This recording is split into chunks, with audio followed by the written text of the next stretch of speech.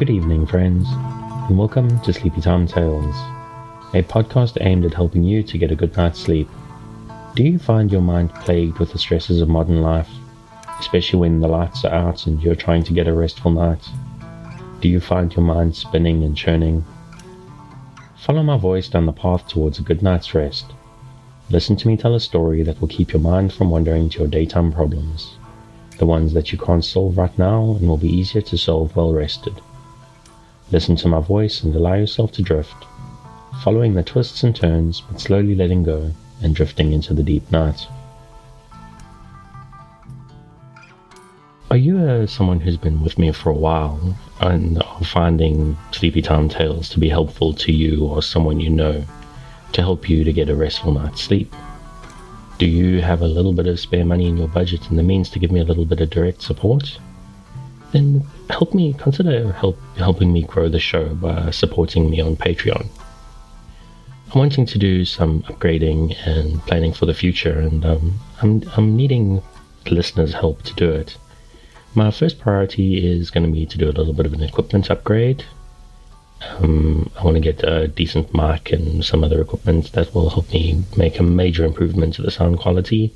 I work quite hard to get it as good as it is, but basically, for technical reasons, I can't get it much better than what you're hearing right now. I'd also like to cover some costs so that I'm not out of pocket every month. It's not a lot of money, but it's enough sometimes to sting just a little bit. So if you have the means, take a look at the Patreon at patreon.com/sleepytimetales. Because also, other than wanting to upgrade my equipment and cover costs, I really deeply want to do this full time. I want the time to do more episodes and do a little bit more creative stuff rather than trying to jam it in a very busy work life. And again, I won't be able to do this without the help of you, the listener. If you have even $1 a month to help me, I promise you that will be useful. And even if you have only $1 a month to spare, you still get a benefit. For any $1 patron, you get the access to the catnap episodes, which I actually do them for Radio Public, but I figured if people are going to give me money directly, then I have to be able to give them access to all the content that I'm producing, and so I do that. The catnaps are weekly little bonus minisodes, usually about 15 minutes or so long, where I just read out a short story from history, sometimes sci-fi, sometimes little slice of life stories, and generally interesting things. And I'm also going to give any new patrons for the next couple of months a shout-outs in this promotional section. So if you want to hear your name called out, it'll cost you just $1. If you're willing to go as up to $5, you get all of those things, the catnaps, the shout-outs, and even something I didn't mention, a website listing as well. Plus, you also get 2 special formats for all episodes. There's one that is without the promo, so this whole section here, you won't hear that again. And then I also do a story-only edit for people who don't like to hear the promos at all. And as a fun bonus to new $5 patrons for the next little while, I'm going to do a handwritten postcard and send that through, so you'll get the fun little thing in the mail at some stage. And again, this is only if you have the means. If you've got $1 or $5 a month to spare, it'll be much appreciated. But now, I have heard from some listeners who don't even have any spare money in their budget and don't even be concerned about it, because I am doing okay, although I would like to do a little bit better. But there are ways to support that don't cost you any money. The first one being, if you listen to the show on the Radio Public app, on your iDevice or Android phone, I'm part of their paid listens program, so I get a little kickback every time somebody listens to an episode there, and if you listen to 3 episodes, then I get actually quite a nice little something as well. So it doesn't cost you a single cent, you just need to use a different app to listen to your podcasts on. And also, like most podcasts, I've got an Audible partnership, so if you want to get a free ebook to keep, I always say ebook, I don't know why that is. If you want to get a free audiobook to keep, as well as a 30-day free trial at Audible. You can hit my link at audibletrial.com/sleepytime to sign up for a free month there, and I get a little bit of something to help me out as well. Now we go to the credits for the music. The music in this episode, and all my episodes thus far, is Un Désert Bakumiku. The music is available on the Free Music Archive, and I've got their website and their Patreon linked in the show notes, because they do some very cool stuff under various different names and different genres that I recommend people check out. So, what exactly is Sleepytime Tales, and what is a sleep aid podcast? To answer your question, I'm going to start with a common problem. Are you one of those people like me who you find yourself lying awake at night, your mind spinning and your emotions in turmoil with anxieties of life? Do you wake up in the middle of the night and find that you just can't quite doze back off at 3 a.m.? I'm here to help. My name is Dave, and I'm your narrator, here to talk you into a restful night. Now, I've always struggled to sleep. Ever since I was a baby, my parents had sleepless nights with me for years, and even once I got old enough not to bother them anymore, sleep was always a struggle for me. I was always a stranger. It was surprisingly late in life when I discovered that droning male voices have a tendency to just help me to fall asleep. I discovered it when I was listening to podcasts in bed at night, and I would be listening to something that I was enjoying, and I'd suddenly find myself waking up halfway through or most of the way through, just listening to the end credit music. I eventually discovered that sleep podcasts are actually a thing. There was one that I found that worked very well for me. But when I recommended it to other people, a lot of them didn't like the narrator's voice. There wasn't anything else quite like it that I could find, so I wondered if I could make an alternative with my own droning voice that maybe some people would appreciate. And here it is. Now, every episode starts with this long introduction. Not everybody enjoys it, and if you don't, I apologize, but there is should be a timestamp in the show notes that you can click on, and it'll take you straight to the story part of the episode. But it's very important that it's here. My aim here is to explain to new listeners the whole point of this show, why I think it'll help you, and how I think it'll be helpful for you to engage with it. And for older listeners, people who've been around a while, it is basically intended as part of their process. This is the place where you have a drink of water, where you settle down and get yourself wrapped in your blankets and make sure your room's not too warm and not too cold, and get ready and sort of prepare yourself for sleep. The idea is that we are basically building a space together, almost like a nest for you to settle into, a mental nest, a space for you to feel safe. The idea is that you listen to me. There's sort of different ways of doing this, and it depends on the person. Maybe it will help you to listen to me closely as I tell you the story, that you listen so that your mind focuses on a single thing rather than spinning out of control with everything that's happened to you today or this week or in your life.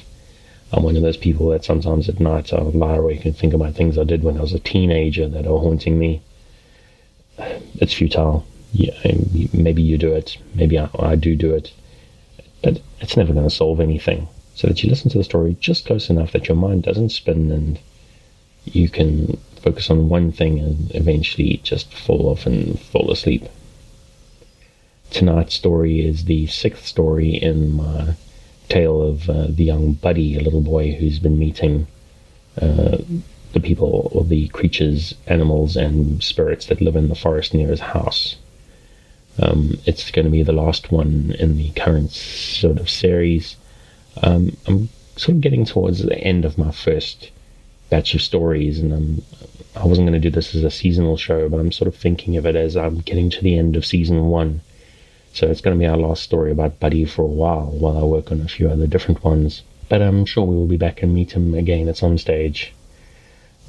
So the idea is you either listen to the story just enough that your mind doesn't spin out of control, or maybe you're one of those people that just needs a little bit of background noise, and so my droning voice, you can turn the volume down and not even really listen to me, and it will just help soothe you to sleep.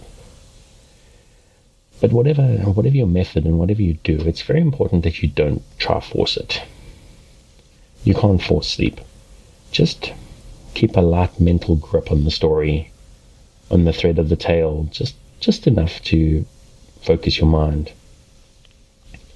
Now, well, obviously I'm hoping that you're asleep before I get to the end of the episode, but again, don't force it. Don't feel pressurized. If this is your first night here with me, this may not work. Maybe it'll take 2 or 3 nights of trying to develop this habit. There's actually starting to become a fairly significant backlog of episodes now, and so you can run through the backlog and see what helps.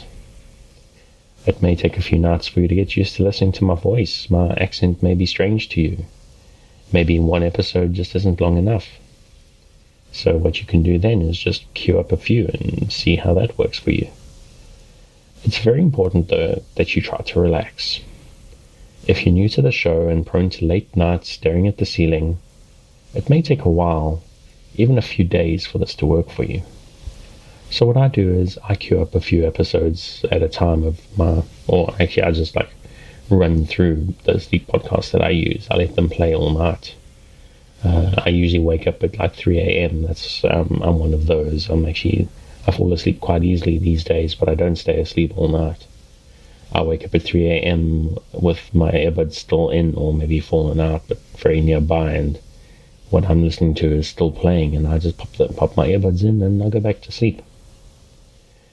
Another thing that happens to me quite a lot is I wake up 30 minutes before my alarm goes. I don't even understand how that's possible, and it happens fairly regularly. But what I do is I just carry on listening to the podcast that I'm listening to, and I'm back out again. And strangely enough, that 30 minutes can be the best part of my night. There's something about just allowing yourself to drift off before the alarm that just makes it deeply, deeply restful and satisfying. And so you have the basic idea. You relax and you lie in the dark. And while you do that, I tell you a tale. So relax, dear listener, my nighttime friend who's elected to lie in the dark listening to my voice. You will always be safe with me. I'm here to help you relax, to improve your life in a small way, or maybe not so small. Insomnia and lack of sleep is a public health crisis these days. A lot of people don't sleep, and it makes life very hard.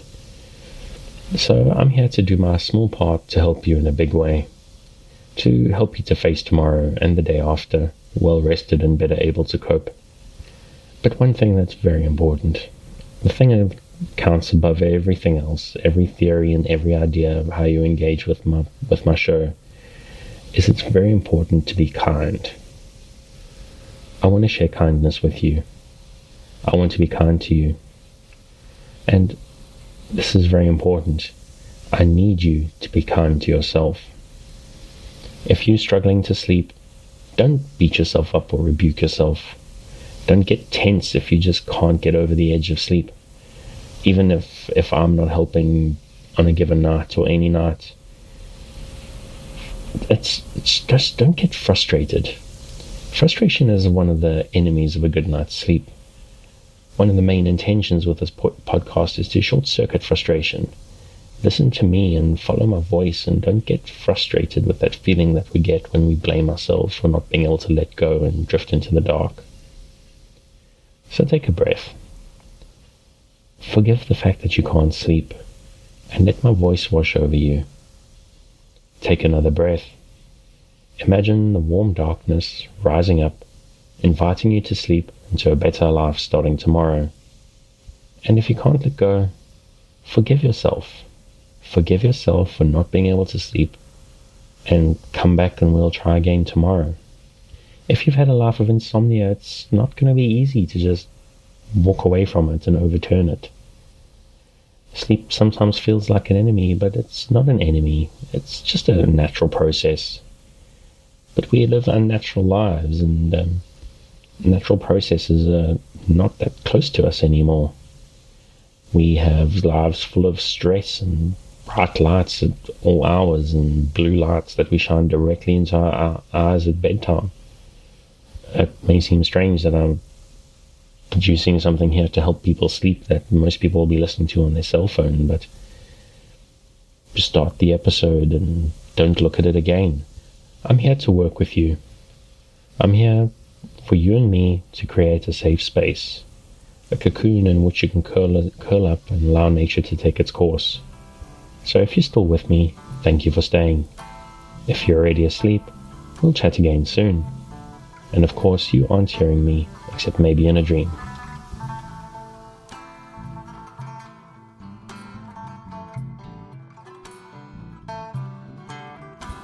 I remember when I was growing up, the ideas of fairies were pretty much like Tinkerbell or something out of Disney movies and illustrated children's books. There were small winged creatures, usually friendly but sometimes mischievous, that were befriended and aided human beings in need and helped them to achieve wonderful quests. As I grew up, things changed. I learned stories of many different types of fairy.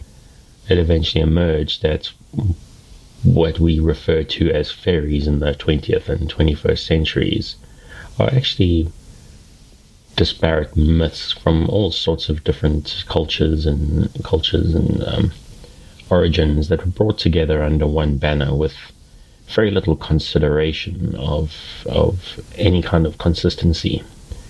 They came from many different types of folk beliefs, mostly across Europe, from the United Kingdom in the west to Poland and Russia in the east.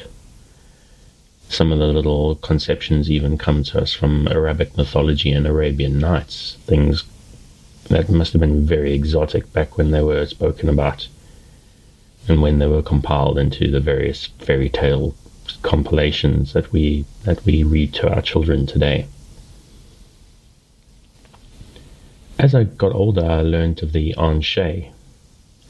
They were unlike Tinkerbells and pixie-type fairies, the little winged spirits, winged sprites.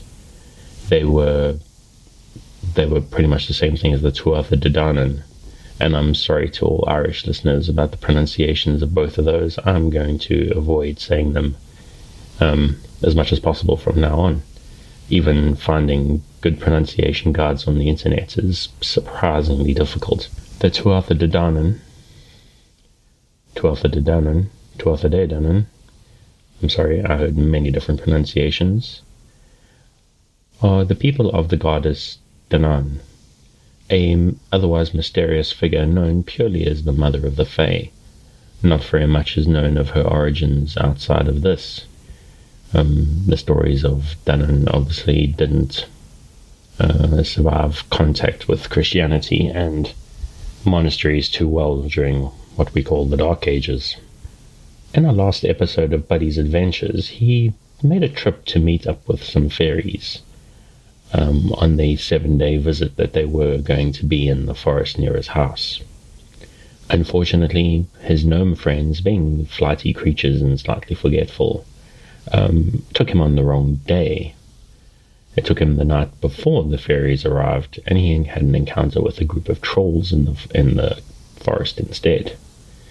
While it was an enjoyable evening, the trolls turned out to be rather friendly. Like most inhabitants of the forest tend to be friendly to young Buddy, it wasn't what he had gone for.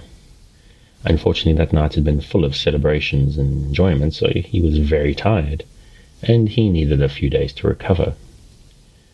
Nobody wanted his parents to be suspicious that he was sneaking out in the middle of the night. Not Buddy, and not Freddie and Crystal and Carol, his gnome friends. They didn't want him to be watched too closely to see, so anyone would figure out what was going on here. So a few days after the troll trip, Fred and Crystal and Carol came to fetch him again. While it wasn't the full moon anymore, the fairy celebration started on the full moon, the night after that they had gone to the troll celebration. It was still fairly bright. It was a few days past full, and the forest was well lit. The tree canopy was very thick, however, but he couldn't see where he was going very well. Luckily, there were pixies waiting in the trees, waiting to light the way. They shone their gentle lights and flew through the bushes and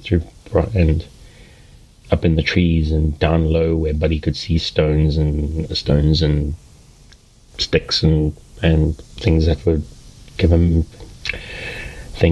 him dangerous footing, risky footing. It was quite a long walk that they went on, and the pixies tended to wander off a little bit, but there were a lot of them that could come and keep them company so that he could see where he was going. The pixies were very excited. They'd spent the last few nights at the fairy celebrations. If you listen to the last episode with the trolls, the pixies weren't particularly interested in hanging around with the trolls when they were there. They weren't particularly well connected. The pixies were not like the fairies, like the stately fairies of the Celtic mythologies. However, they did have some commonalities. It's probable that they also came from the fairy realm and wandered in the forests. So they were from a similar place, even if they were very different little spirit creatures. So the pixies had spent the last few nights celebrating with the fae of the Sealy court.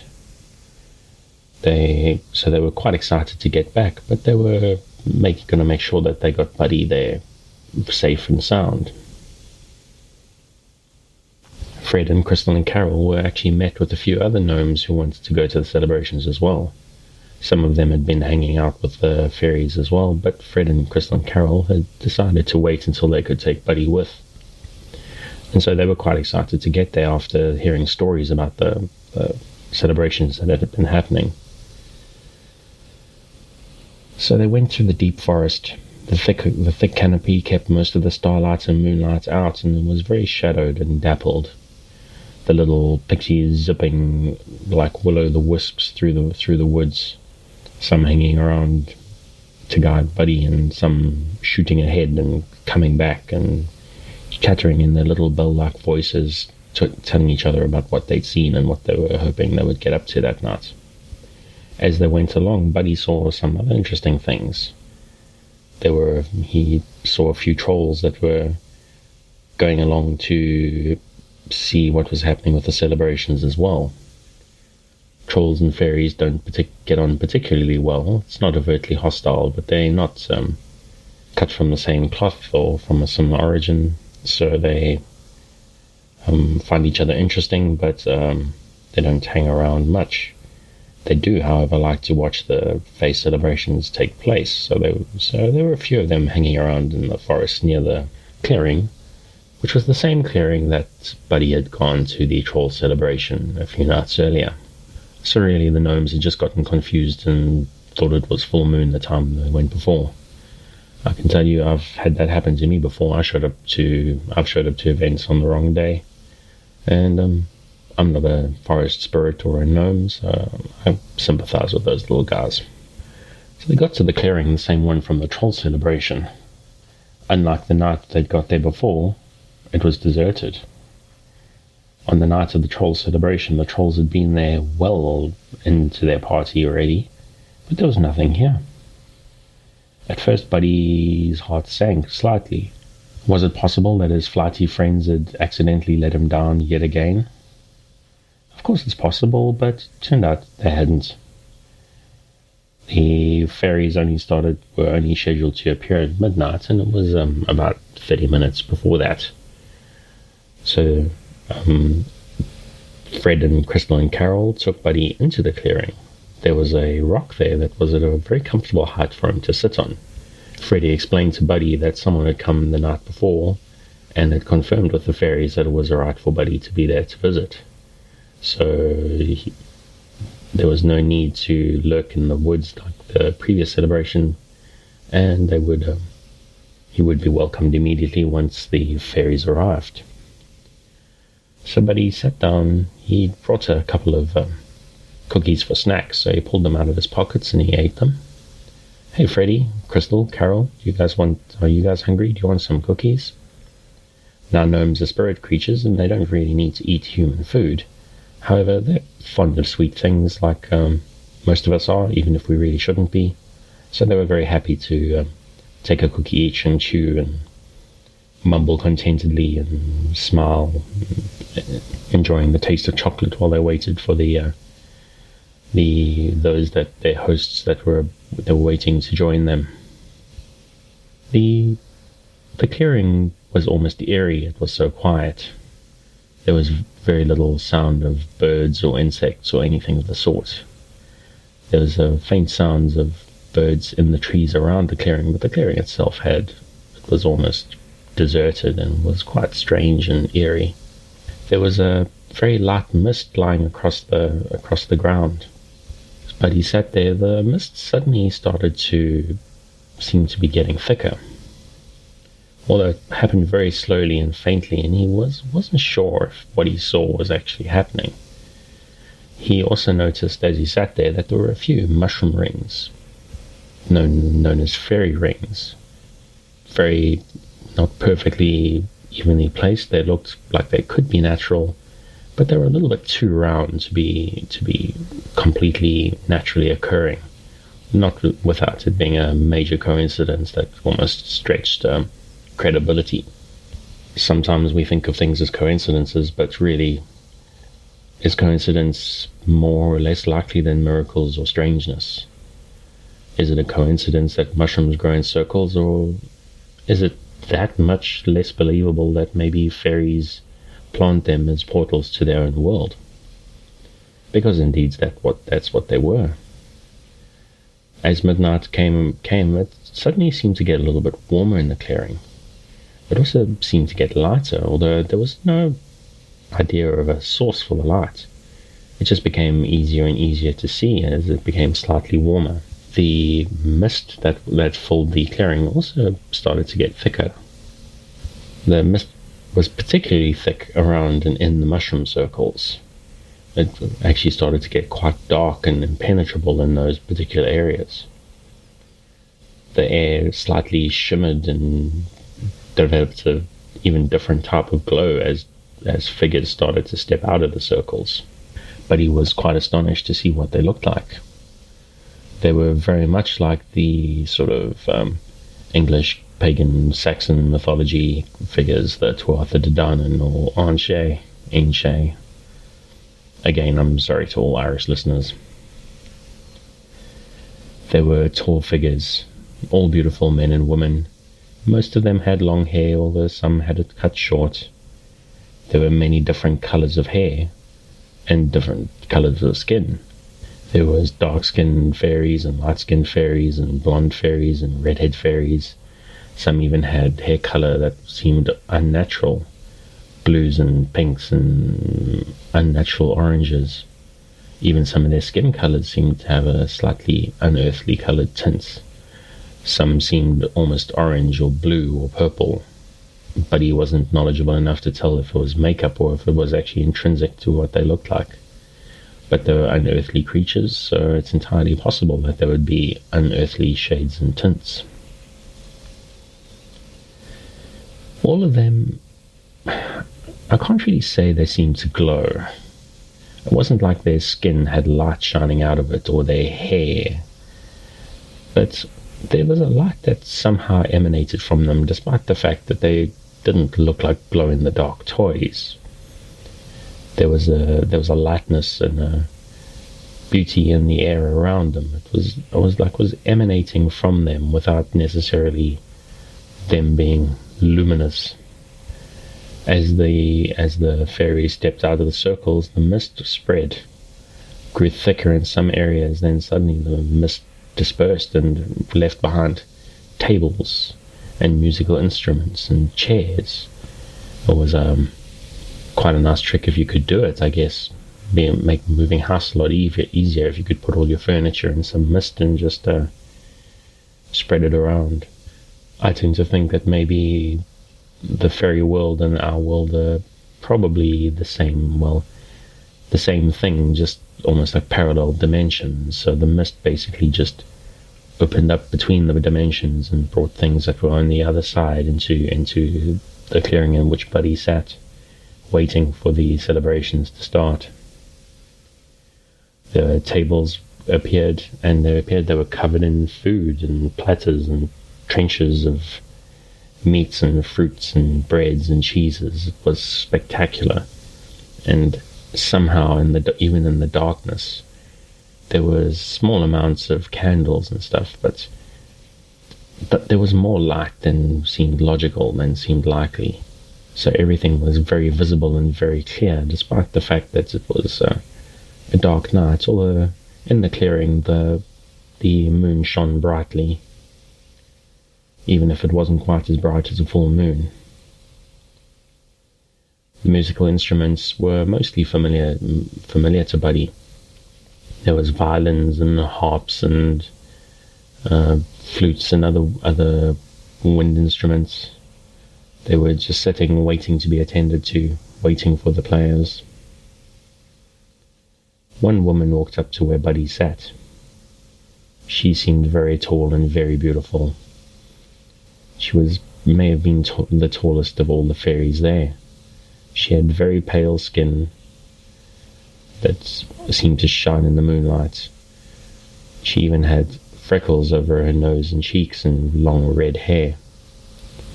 The hair was red, and obviously that seemed to suit the pale Irish skin tone, but it wasn't even a very natural red. It was more of a crimson. There were flowers in her hair, but he had a look at the flowers and he realized he didn't really recognize them. Now, he was a young boy and he wasn't particularly interested in flowers and he didn't know very much about them, but there was something alien and unearthly about these that he saw. They didn't seem somehow like they were designed to attract bees with their nectar and to pollinate. It was like they had a different purpose for the world, and that gave them a very different appearance. The woman introduced herself as Rhiannon, the leader of this group of about 50 fairies. "Rhiannon, it is wonderful to meet you," said Buddy. "Are you the queen of the fairies?" Rhiannon just laughed. "No, young man. I know you've been reading some of the stories preparing to meet with us.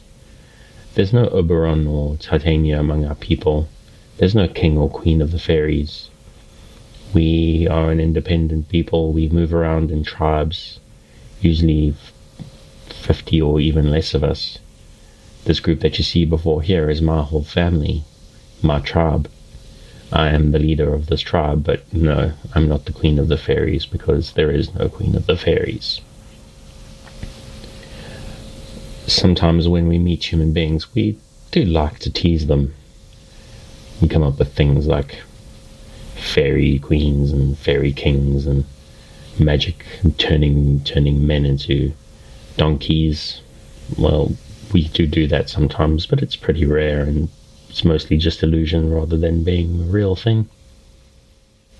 So some of us do like to tease humans because your people are very gullible, although they tend to be, most of them are quite delightful, although every now and then there's someone we meet that we need to punish because they hurt others.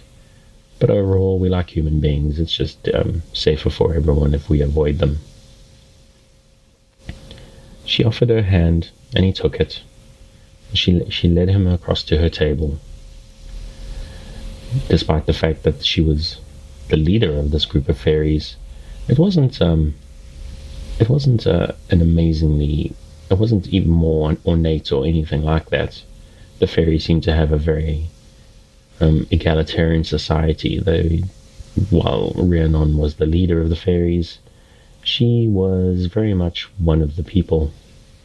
She sat at a table and there was all sorts of interesting stuff there. There was a chair waiting for Buddy, Most of the chairs were all rather high, and the table was high, and he wouldn't have been able to reach, except that it was very well packed with cushions and a little step ladder that he could climb up and reach onto the table. They gave him a silver mug filled with fresh fruit juice. He didn't recognize the juice at all. It was unlike anything he'd ever had in his life. It seemed to have hints of mango and pineapple and strawberry and all sorts of flavors, but even not like those natural flavors. Most fruit I find doesn't taste quite as good as you expect, except for mangoes. Mango is always as good as you expect, but most fruit is always a little bit disappointing. But this flavor that he had in this fruit juice there was no disappointment, no possibility of it. It tasted exactly as he would have imagined fairy fruit juice would taste. As he drank his juice and he ate a little bit of, he ate some cakes and bread and cheese and pieces of meat, he and Rhiannon had a wonderful discussion. Rhiannon asked him about his adventures he'd had over the summer. She knew that he was something of a blessed boy who'd seen and done things that was almost unheard of for humans. She seemed to know a lot about what he had done. She seemed to know about his walk in the woods with the bear and meeting the gnomes in the garage at his house and going to visit them, about sneaking off to spy on the goblins and then going to meet them later, about rescuing the pixie that fell in the little lake and that he had helped out, and about his journey to meet the trolls. They glanced up as they spoke and saw the trolls hiding in the... Well, not even hiding in the woods. They were quite open that they were there, but they were trying to remain unobtrusive. Trolls have a bad reputation, but they're actually a rather polite people. They didn't want to cause any fuss, so they were just watching what was going on and enjoying the demonstration. So she asked him how he felt about his adventures, and he told her how much fun he had had and all that he had learnt with the magical inhabitants of the woods. He asked her some questions about the fairy realm. You'll find, if you ever came there, that our world is very much like this one. It parallels this one in most ways, although it's also got many, many differences. The plants and animals are all quite different. We have unicorns in the type there. We don't have elephants or anything like that there. So this world is magical and mysterious in its own way, even if you may not think that it's quite as special as it truly is, because believe me, there are many wondrous things native to this world that you live in that seem very ordinary to you. The sky is also very different where we come from. It's naturally darker most of the time. It's not quite as dark as night, but it's why we're more comfortable here in the night than the day. Our sky is quite red, and our sun is large and takes up a lot of our sky, and it's the source of the red light. I think it's to put it in terms you understand, it may be another world, or maybe a very different kind of planet with a red giant star. From what I understand, what we've read of astronomical textbooks from this world, because we don't have that sort of thing where we come from. Our focuses are very different. We focus on the world around us and the magic that's within it, rather than looking at the skies. We accept them because we can't control them, and we control the world around us rather. But that red sun and dark sky is why we seem to emanate light. It's not quite magic. It's something that's intrinsic to us that makes it easier for us to find our way, and why creatures from our side, fairies and dragons, well, not fairies, sorry, we're not creatures. Well, we are, I guess. But dragons and unicorns and that sort of thing have a natural glow that makes them seem very different when they're on this side. So he asked her about some of the stories about the fairies, the ones that talk about fairies stealing children and tormenting people. Rhiannon gives a chuckle. She says that it is true that they punish some people. They do tease and play, but those people are usually cruel. They can be cruel to animals and other human beings, and the fairies sometimes take it in their hands to mete out what they believe is justice to cruel people. Sometimes they even rescue children from unhappy homes, but they usually return them so that their parents would treat their children better, because after knowing some loss, children are often changed by the experience of being taken to the fairy realm, though. They come back wilder and more spirited and less willing to be put through the tortures that had been visited on them before. This is one of the reasons that people believed in changelings, children being taken away and coming back replaced by mysterious fairy children that don't respect their parents as much as they should. They're not actually changelings. They're the same children that come back changed because their eyes are opened and they are not willing to take what they've been given before. So it was often believed that they were just different children, and in some ways it's true, because their attitudes made them different people. So Buddy ate some fruit and breads and cheeses, a small amount of meat. He drank water. I've mentioned the fruit juice, but the water even is better than conventional water. I mean, how is water better than real water? But again, imagine someone describing to you a drink of cold water on a day where you've been thirsty, when you've been to the beach or you've been working in the garden and you're just absolutely parched and you haven't had a chance to drink anything. But now you imagine you haven't been going through that and you suddenly come across some nice water that's cold but not too cold, that just absolutely hits the spot and quenches your thirst perfectly. That was the water of the fairies. It's just regular water, but for some reason it was different. But there was nothing magical, it was just right. So Rhiannon and Buddy sat and ate and spoke to each other. Buddy, all of 5 years old or 6, communicating with the rather forbidding and beautiful fairy chieftain. It was nearly sunrise when the gnomes realized that he wouldn't be able to get home in time for his family to get up. Fred and Crystal and Carol got into a little bit of a panic. They'd gone undiscovered so far, but they weren't sure if they could pull it off, if they could get Buddy home without his family realizing that he wasn't there. Rhiannon just smiled though. She said, "Don't worry, little friends. We'll make sure he gets home perfectly safe." She stood up, held her hand out to Buddy.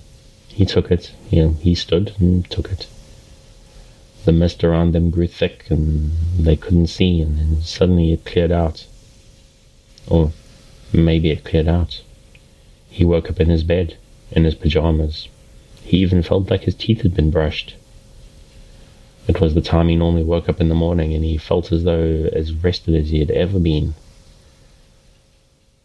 If not for the small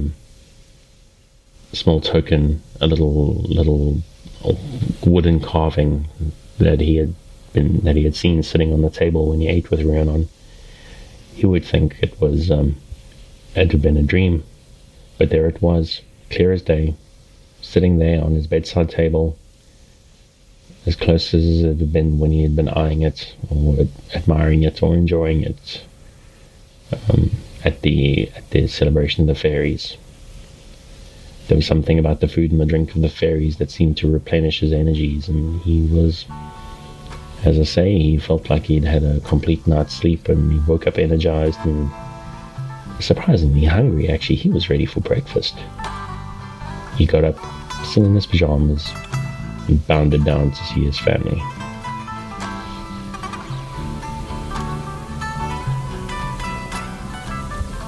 Thanks again for joining me in this episode of the Sleepytime Tales podcast, the podcast designed around a bedtime story to help you to get a restful night. New episodes will be released every Sunday night to give you something fresh to help you rest in a new week. But make sure to subscribe in whatever service you use so that you get new episodes whenever they come out. A reminder that the music for tonight is Un Désert by Kumiko. Check out more of their work on their website and their Patreon, which you will find linked in the show notes. Good night and sweet dreams.